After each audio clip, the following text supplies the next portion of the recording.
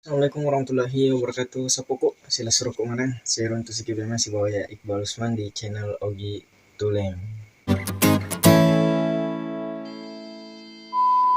Di video kita kali ini yang melalui hasil bahas yang hari itu tujuannya sejarah Wajo, sejarah terciptanya Wajo, kerajaan Wajo dari dulu sampai sekarang. Oke, mulai kapan mau ada nih yang kelima ceritanya makeda. Pada saat itu putri dari kerajaan Luwu yang bernama Wek Tadampali yang memiliki paras yang sangat cantik sehingga banyak sekali orang yang mengeladak atau melok letuk mak dutai. Mega kalolo mega burane melok mak dutai, pangeran-pangeran dari kerajaan melok letuki, tapi semuanya ditolak. Kemudian pangeran dari kerajaan Bone jok katanya mak duta dan alhamdulillah akhirnya diterima. Dan ketika diterima oleh Raja Luwu, entah kenapa putri dari kerajaan Luwu, Wek Tadampali, nakenai lasa oli penyakit kusta. Beti-beti mana lalena maja oli. Dan karena raja metahui raja kerajaan kamana lele yang matu penyakit dan karena putrinya tadi diasingkan, dihanyutkan, diikutkan beberapa pelayan-pelayan atau ada yang mengikutinya, ada yang ikut bersama dengan putri Wek Tadampali. Kemudian dia dihanyutkan, diasingkan, terdamparlah di Tosora. Rapa iki Tosora, apa nih maka dete Tosore.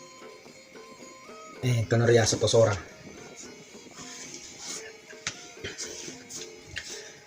Pada saat dia berada di Tosora, dia mengambil atau memungut, memfulungi buah bajo. Ketika dia memungut buah bajo, dia mengambil buah bajo. Nah, disitulah dia namakan tempat tinggal itu Wajo. Karena kenapa? Dari kata buah tadi, dan dikatakanlah tempat itu menjadi Wajo. Wek Tadampali ini tinggal di salah satu wilayah yang dia namakan Majauleng.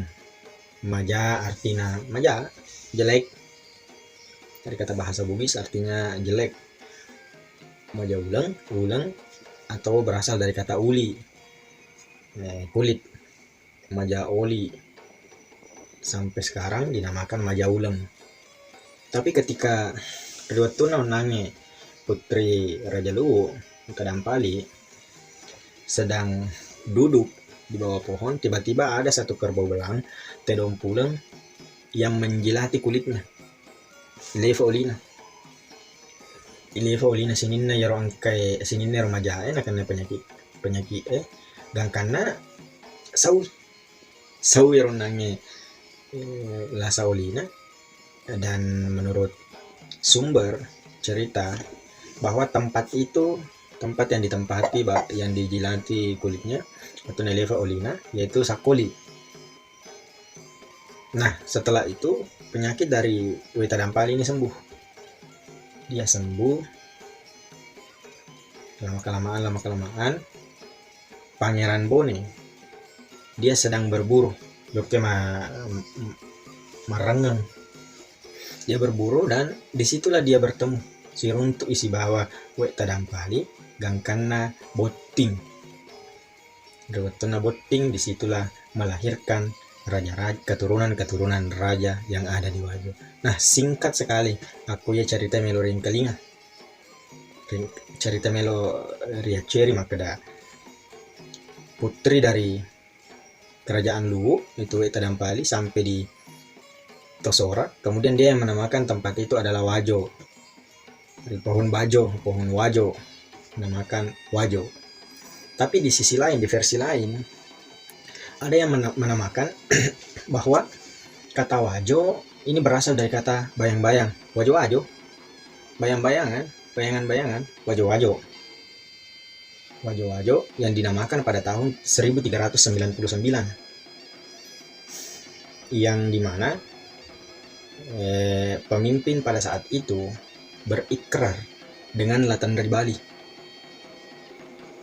Masyarakat pada saat itu berikrar dengan Latan Ribali, rakyat, pemimpin dibawa pohon tosora, dibawa pohon wajo, dan tadi dinamakan wajo-wajo, dibawa pohon wajo di Tosora, yang dimana Tosora itu menjadi ibu kota kerajaan Wajo pada saat itu. Nah, aku yang kelinga ya ceritanya berbeda dengan lahirnya kerajaan-kerajaan yang lainnya, yang dimana asal mula lahirnya kerajaan-kerajaan di daerah lain itu lahir karena adanya Tomanurung sehingga menciptakan kerajaan di tempat itu, berbeda dengan Wajo. Nah, kemudian di dalam buku Lontara Sukunna Wajo, sebelum ada yang namanya kerajaan, itu masyarakat, atau sebelum terbentuknya kerajaan, masyarakat itu membentuk satu komunitas di salah satu tempat di pinggir danau yang dinamakan Lampulung, yang berasal dari kata bahasa Bugis yaitu Sifulung. Jadi dinamakan menjadi Lampulung. Dan di tempat itu ada satu orang yang memimpin komunitas itu, sampai sekarang tidak ditahu namanya, tapi orang-orang memanggilnya Puang Ngeri Lampulung. Ketika Puang Ngeri Lampulung meninggal, karena kepemimpinannya ini dia sangat pintar, dia sangat cerdas dalam memprediksi cuaca, sehingga pertanian pada saat itu luar biasa. Ketika dia meninggal, waktu nama bubar nih yang nanya, komunitasnya bubar.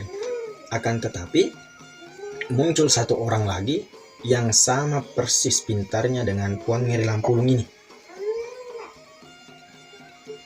yang dinamakan Puang Ngeri Timpengeng Ribali, Puang Ngeri Timpengeng Riboli, komunitas masyarakat di Boli.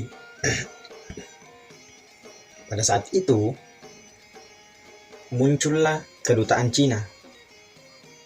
Cina yang dimaksud di sini salah satu kerajaan yang ada di Pamana, salah satu wilayah yang ada di Pamana. Di situ muncul juga kedutaan dari Cina. Kemudian muncul dari kerajaan Mampu yang bernama Lapauke. Ada yang juga muncul dari kerajaan Cinuntabi. Kemudian Lapatiroi atau Latan Ribali bersama dengan saudaranya yaitu Latan Retipe menjadi Arung Cinuntabi yang kelima. Kemudian dia memanggil sepupunya Latan Ritau, Latan Ripeka, Lamatarang. Dia memanggil sepupunya untuk berkumpul di sana. Kemudian dibagikan beberapa jabatan-jabatan seperti Latan Ritau, dia berada di Majauleng. Latan Ripeka, dia berada di Sabamparu. Lamatarang, dia berada di Takalala. Akan tetapi pada saat pemerintahan Latan Ribali dengan Latan Retipe ini cara kepemimpinannya sama mana agak nabokan rakyat nah, dan karena diturunkan dari tahtanya sifat dua Ivanono Latan Ribali si Latan Retipe. Pada saat itu tidak ada yang memimpin atau tidak ada Arung Matoa, tidak ada Arung di Cinuntabi pada saat itu. Kemudian komunitas masyarakat pada saat itu dia berkumpul atau meninggalkan tempatnya, dia berkumpul di Boli. Masyarakat Cinuntabi pada saat itu dia berkumpul di Boli. Karena kenapa? Pemimpinnya pada saat itu diturunkan karena cara kepemimpinannya sewenang-wenang kepada masyarakat. Nah, kemudian Latan Ribali ini mengasingkan dirinya, kemudian dia pergi di salah satu tempat Akarungar di Pinrang, kemudian menjadi Arung Pinrang pertama kalinya. Pinrang di sini bukan Pinrang yang ada di Sawito, tapi Pinrang sebelah timur dari Pacawi Metahule Tosora. Kemudian ketiga sepupunya tadi yaitu Latan Ritau, Latan Ripeka, Lamatarang mengajak Latan Ribali tadi untuk menjadi Raja Lipu Telu Kajuru Riboli. Kemudian setelah itu, setelah dia menjadi raja, gelar Arung, dia diberikan gelar sebagai sapaan untuk dirinya, yaitu gelar Arung Mata Esso. Dia diberikan Arung Mata Esso, nama Arung Mata Esso, gelar Arung Mata Esso, yang dilantik di bawah pohon bajo 1399. Dia berjanji, berikrar, yang dinamakan Asi Jancingenge Rimajaulang. Nah, kemudian ketiga sepupunya tadi, Latan Ritau yang memimpin di Majaulan, Latan Ripeka yang memimpin di Sabamparu, Latan Lamatarang yang memimpin di Takalala,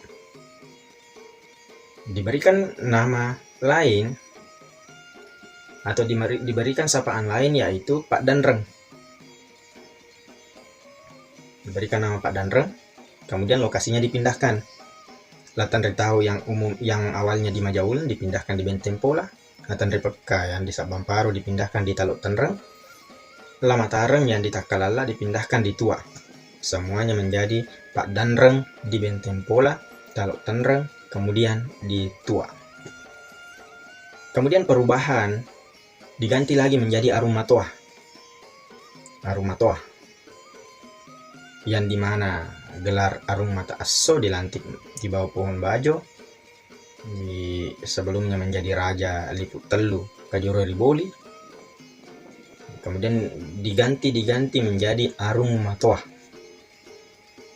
Arung Matoa, yang dimana pada saat kepemimpinan masa keemasan Arung Matoa Wajo, yaitu Lata Dampar Puang Rimak Galatung.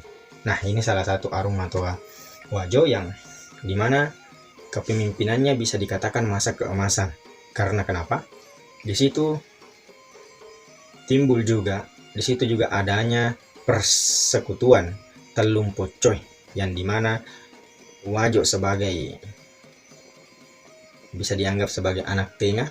Yang pertama, anak kakak saudara yang paling atas adalah Bone, dan yang paling terakhir adalah Sopeng.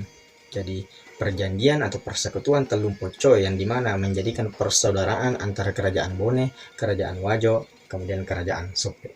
Oke, sapuku sila surah kumanang mulai kapang aku niro sejarah singkat yang dinge bicara di lalana yoto.